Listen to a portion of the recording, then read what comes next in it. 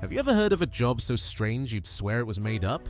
Well, Britain's past is full of them. From human alarm clocks to glamorous cigarette sellers, these were real professions. Sometimes tough, sometimes bizarre, but always unforgettable. Let's dive into the old British jobs that sound fake, but were totally real. They sound unreal. These jobs were once real life in Britain. 1. The knocker-upper. Before alarm clocks were cheap and reliable, many British workers relied on a human alarm clock. The knocker-upper would patrol the streets in the early hours, armed with a long stick or sometimes even a pea shooter, tapping on bedroom windows until the sleepy workers stirred. In industrial towns, they kept entire factories on time. But here's the funny part. People always asked, who woke the knocker-upper? The truth is, they often lived close to mills that roared to life early, so they didn't need much help. It was a job built on trust and a bit of noise. Imagine today paying someone to poke your window at 5 a.m. instead of just hitting snooze on your phone.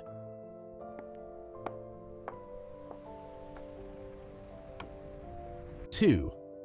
The match girl. In 19th century East London, thousands of young women worked in match factories. It was dangerous, poorly paid work, with constant exposure to white phosphorus causing phossy jaw, a horrific disease that rotted the bones of the face. In 1888, the match girls went on strike, demanding better pay and safer conditions. Their protest became a landmark in British labor history. It was a grim job, but their bravery changed working rights forever. 3. The tea lady.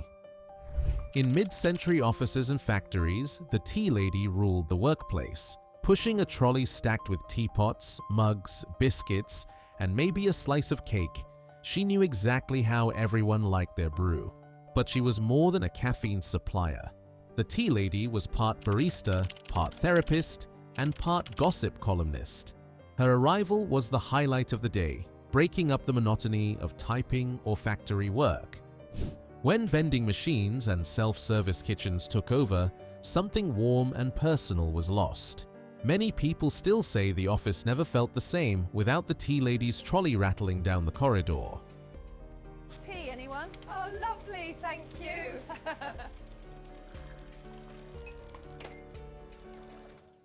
4. The lamplighter. Before electric streetlights, Britain's evenings were lit by gas lamps.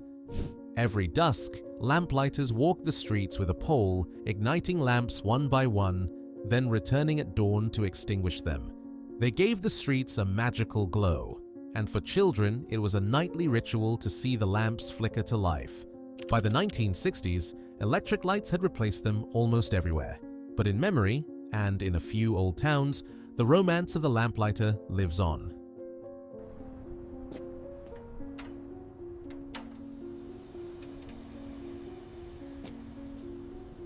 5. The cigarette girl. Step into a smoky 1950s nightclub, and you'd often see a glamorous young woman weaving between tables with a tray strapped around her neck. She sold cigarettes, cigars, sweets, and sometimes even small souvenirs. With bright lipstick, a confident smile, and a bit of flirtation, the cigarette girl was as much a part of the night as the music. When smoking laws and social habits changed, the role vanished. But in old photos, they remain a symbol of post-war nightlife. 6. The coal man. Every winter, the coal man was a lifeline. Carrying 50-kilo sacks on their backs, they delivered coal through narrow alleys, across icy yards, and straight into bunkers or sheds. It was exhausting, filthy work. Many coalmen had what they called coal tattoos, permanent black dust etched into their skin. Yet, to families, the rumble of the coal lorry and the heavy knock at the back door meant warmth was coming. Kids would watch in awe as mountains of black coal slid from the lorry, and some even tried to help by carrying a tiny shovelful. It was backbreaking, yes, but for decades, the coal man was as familiar as the postman. 7. The crossing sweeper.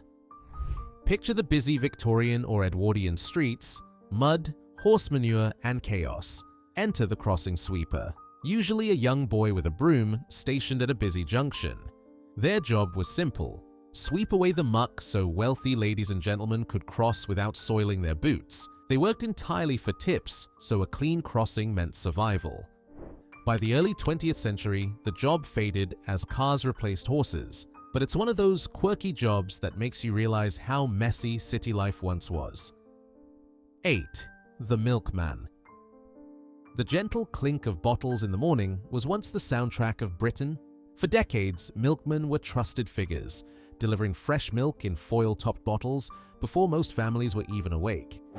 They didn't just deliver dairy, they kept an eye on neighbors, noticed when someone wasn't well, and sometimes even passed along gossip or letters. Many families also ordered extras: cream, butter, even orange juice. And of course, the birds knew the trick too, pecking through the foil tops to steal the cream. Today, a milk delivery feels like a luxury, but for generations it was simply part of everyday life. 9. The telephone operator. For most of the 20th century, phone calls weren't automatic. Operators, almost always women, manually connected lines by plugging wires into switchboards. They memorized hundreds of numbers, worked at lightning speed, and often overheard juicy gossip while patching calls. Some even developed a reputation in their towns as the friendly voice that connected everyone. When automation arrived, the role disappeared almost overnight. But ask anyone old enough, and they'll remember that calm, polite voice that connected their world. 10. The typist pool. Before computers, entire offices were filled with women at typewriters, clattering away in unison. Every letter, every report, every memo was typed by hand. A single mistake meant redoing the whole page.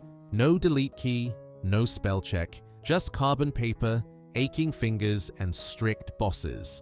It was noisy, it was stressful, but it was the heartbeat of the office.